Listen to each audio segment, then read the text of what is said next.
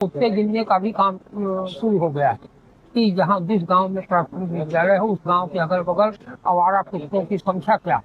अब अगर IAS PCS के लोग रिटायरमेंट के 5 साल पहले पीसीएस परीक्षा और आईएएस परीक्षा देंगे, क्वालिफाई कर पाएंगे? नहीं कर पाएंगे। तो यह केवल शिक्षकों को क्यों थोपा जा रहा है? अगर गुणवत्ता नहीं थी तो वह नियुक्ति कैसे पाया? उस समय जो उसकी क्वालिफिकेशन थी उस क्वालिफिकेशन के अनुरूप उसने जॉब पाया। अब आप उसको टेस्ट थोपा जाएगा तो उसका मानसिक संतुलन बिगाड़ने की एक कुचक्र है, और उस कुचक्र को लोगों ने माननीय उच्च न्यायालय उच्चतम न्यायालय तक पहुंचा दिया फैसला। नमस्कार साथियों, आप देख रहे हैं यूपी लाइव। मैं हूं अनुराग मिश्रा। नीट परीक्षा में हुई धांधली, सीबीएसई का जो परीक्षा फल आया उसके मूल्यांकन में जो गड़बड़ियां हुई और तमाम मामलों को लेकर छात्र पूरे देश में आंदोलन कर रहे हैं। इसी पूरे मामले पे हमारे साथ बात करने के लिए समाजवादी शिक्षक सभा के राष्ट्रीय अध्यक्ष प्रोफेसर बी पांडे जी मौजूद हैं। आइए उनसे बात करते हैं।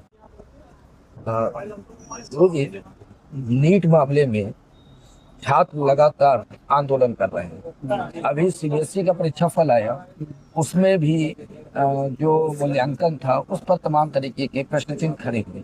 आप समाजवादी पार्टी के शिक्षक सभा के राष्ट्रीय अध्यक्ष हो, किस रूप में इस चीज को देख रहे हैं? मैं प्रोफेसर बी पांडे, राष्ट्रीय अध्यक्ष समाजवादी शिक्षक सभा, यह मानता हूँ कि भारत की सबसे बड़ी परीक्षा नीट है, जिसमें करीब 27 लाख आवेदक थे और 22 लाख बच्चों ने एग्जाम दिया।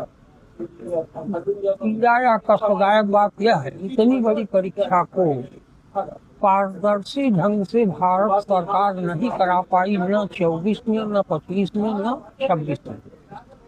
26 में तो हद हो गई कि इनकी परीक्षा संस्था को परीक्षा निरस्त करना पड़ा और पुनः परीक्षा कराने की इन्होंने प्लानिंग की।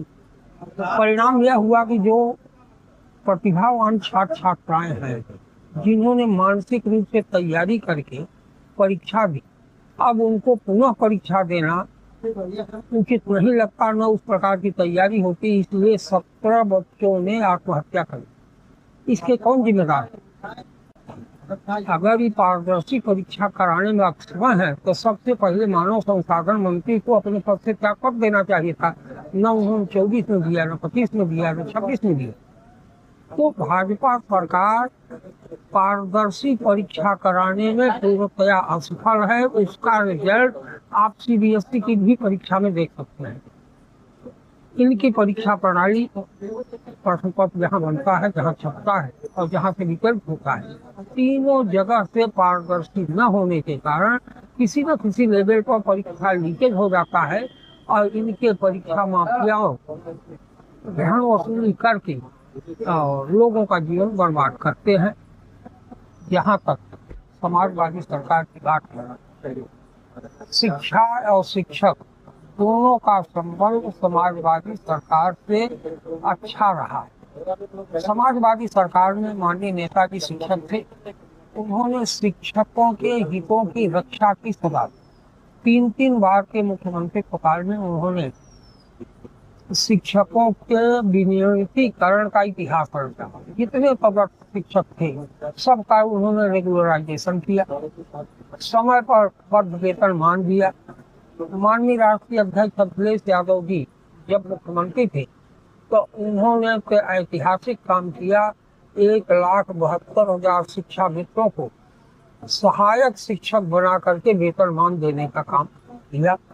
इसलिए समाजवादी शिक्षक सभा के राष्ट्रीय अध्यक्ष के रूप में मैं यह कहना चाहता हूं कि जब भी समाजवादी सरकार आएगी शिक्षक का भला होगा, पुरानी पेंशन की बहाली होगी और शिक्षकों का उत्पीड़न बंद होगा। एक सवाल अहम ये है कि यूपी में जो शिक्षक है, पहली चीज तो सुप्रीम कोर्ट का एक ऑर्डर है जिसमें सुप्रीम कोर्ट ने सभी शिक्षकों को जिनका 5 साल से ज्यादा का रिटायरमेंट बचा है, सुप्रीम कोर्ट ने ये कहा है कि आपको टेट परीक्षा पास करनी है।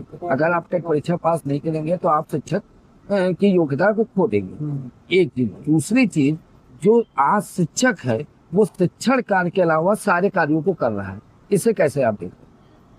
उत्तर प्रदेश सरकार में कर्मचारियों का अभाव है। कार्य के अनुसार उनके पास कर्मचारी नहीं है। सारा काम शिक्षकों से लिया जाता है। SIR में हम लोगों ने देखा कि जितने भी बूथ प्रभारी हैं, जितने भी BLO हैं, सब शिक्षक हैं।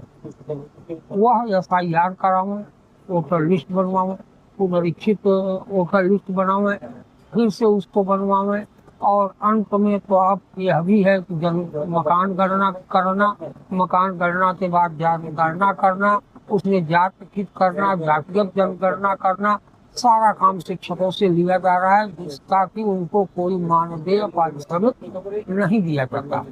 इससे यहाँ की शिक्षा व्यवस्था प्रभावित हो रही है। शिक्षक पढ़ा नहीं पा रहा है, न उसके पास अवसर बचता है, वह सारा दिन इसी काम में लगा है। अब तो कुत्ते गिनने का भी काम शुरू हो गया है कि जहाँ जिस गांव में प्राथमिक विद्यालय हो, उस गांव के अगल बगल आवारा कुत्तों की संख्या क्या। अब सरकार यही मानती है शिक्षक ही कई, और भी उनके पास ग्राम सेवक है, सेक्रेटरी है, उनको यह दायित्व न दे करके शिक्षकों को दे करके शिक्षकों का मानसिक दोहन और मानसिक शोषण होता है, और कुछ नहीं। और ये जो टेट वाली बात है, इसका क्या समाधान है? क्योंकि अब तो सुप्रीम कोर्ट का आदेश है, सरकार भी इसमें कुछ नहीं कर सकती। कोर्ट का आदेश कब है जब सरकार इसका निर्धारण नहीं कर पाई। प्रकरण सुप्रीम कोर्ट तक गया, तब तक यह सुप्रीम कोर्ट का प्रकरण था नहीं, यह शासन स्तर का निर्णय होना चाहिए था। आप समझिए कि शिक्षक को टेस्ट देना पड़ेगा। अगर IAS PCS के लोग रिटायरमेंट के 5 साल पहले PCS परीक्षा और IAS परीक्षा देंगे, क्वालिफाई कर पाएंगे? नहीं कर पाएंगे। तो यह केवल शिक्षकों को क्यों थोपा जा रहा है? नहीं, सुप्रीम कोर्ट का ये कहना है कि शिक्षा की गुणवत्ता को सुधारने के लिए ये करना आवश्यक है। हर कर्मचारी की गुणवत्ता सुधारेंगे कि शिक्षक?